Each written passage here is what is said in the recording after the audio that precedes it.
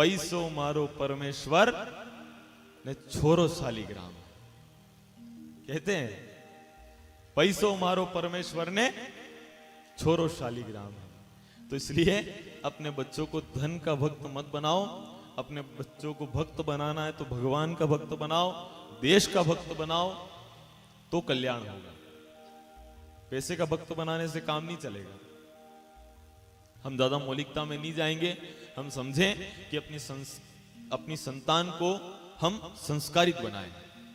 और जब आगे यहां कथा प्रसंग में हम बढ़े, दीति कश्यप का संयोग हुआ, आशीर्वाद दिया कि दीति तुम पतिव्रता हो। कश्यप मुनि कह रहे हैं कि दीति तुम पतिव्रता हो, और पातिव्रत का प्रभाव इतना है कि उस प्रभाव से मैं तुम्हें आशीर्वाद दूंगा। कश्यप मुनि कह रहे हैं कि तुम पतिव्रता हो।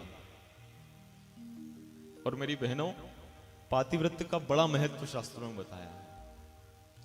पतिव्रता मेली भली काली कुचाली कुरूप, पतिव्रता के रूप पर वारो कोटि स्वरूप। भले ही कैसी भी हो, पर पतिव्रता हो तो उसके स्वरूप पर करोड़ों रूप न्योछावर है, ऐसा अनुभवियों ने कहा है। शास्त्रों में वर्णन है कि पति के पग में कंकु लगाओ, उनके चरण की पूजन करो, उनके चरण में चावल चढ़ाओ, उनके चरणों का अभिषेक करो, उनके चरण में कंकु चढ़ाओ, उस कंकु से अपनी मांग भरो। और महाराज जब ये बात कथा में कहते हैं तो बहनें क्या करती हैं?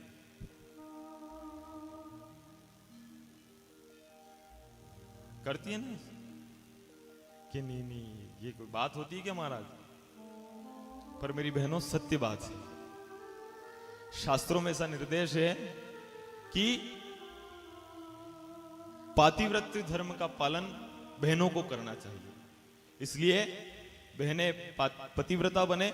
और पतिव्रता बनने का प्रतिफल क्या होता है पता है आपको?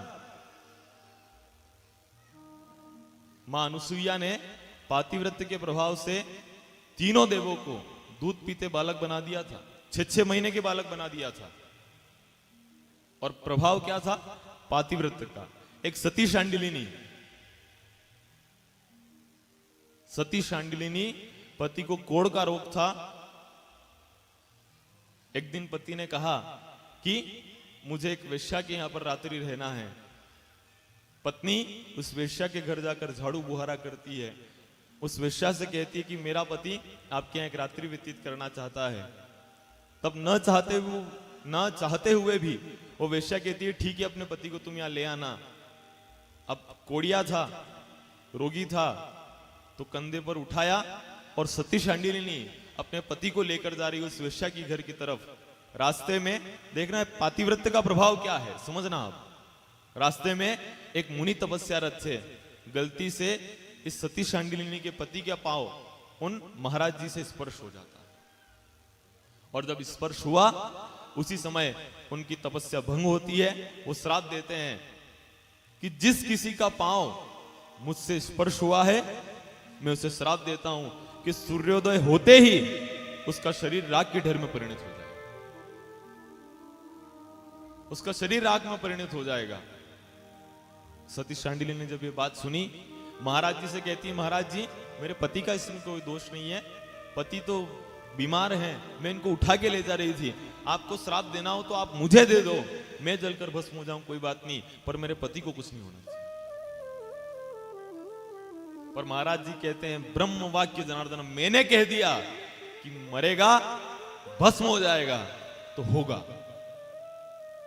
और जब सती शांडिलिनी इस बात को सुनती है, सती शांडिलिनी कहती है महाराज आप श्राप दे रहे हो तो मैं भी हाथ में जल लेकर वचन करती हूं, ये वचन देती हूं कि जब तक आपका ये श्राप, ये आपने जो श्राप दिया है ना कि भस्म हो जाएगा, ये श्राप वापस नहीं लोगे।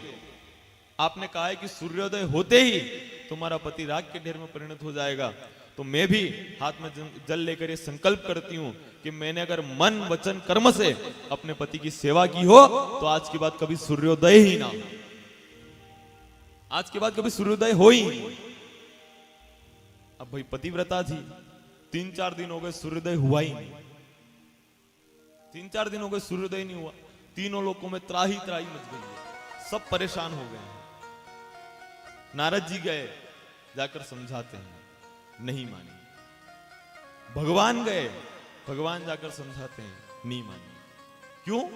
क्योंकि अगर सूर्योदय होगा तो पति राग की ढेर में परिणत हो जाएगा। देवों की आपातकालीन बैठक हुई, क्या करें?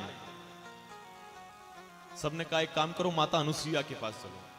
मां अनुसुईया के पास गए, उनसे जाकर पूछा कि माता इसका कोई उपाय आपके पास हो तो आप बताओ। तब मां अनुसुईया कहती है कि इसका तो एक उपाय है कि आप मुझे वरदान दो कि जब सूर्योदय होगा, संत ने श्राप दिया है कि सूर्योदय होगा और सूर्योदय होने के बाद पति राग की ढेर में परिणत हो जाएगा, तो आप मुझे वरदान दो कि जब वो राग बन जाए तो हम उसको फिर से जीवित कर दें। अगर ऐसा आप कर सकते हो तो बताओ। तब भगवान मना कर देते, नहीं नहीं नहीं, ऐसा नहीं होगा।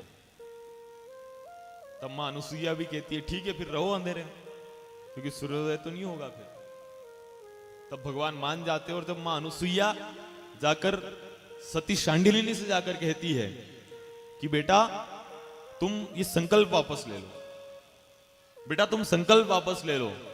तब अनुसुईया कहती है मां ये आप बात मुझसे कह रही हैं, आप भली भांति पातिव्रत्य के प्रभाव को जानती हैं, उसके बाद आप ये बात मुझसे कह रही हैं।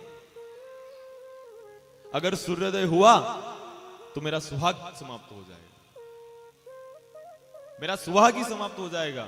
तो मां फिर मेरे इस पातिव्रत्य का क्या? तब मां अनुसुईया कहती है बेटा मैं तेरे पति को फिर से जीवित कर दूंगी, तो एक बार संकल्प छोड़ तो सही।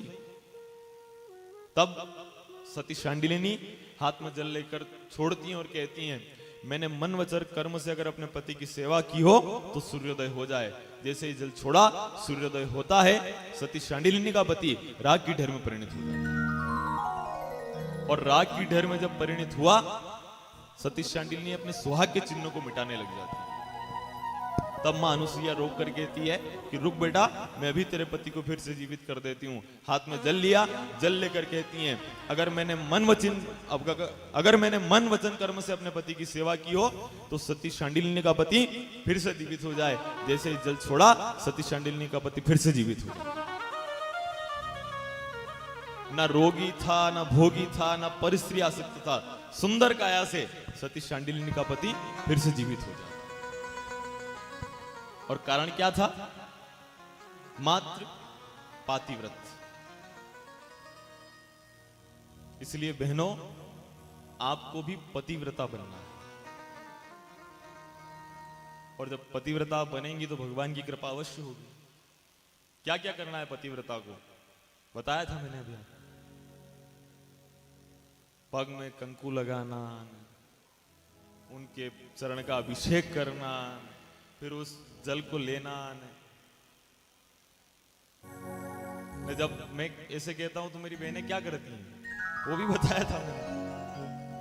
तो मेरी बहनों आप पति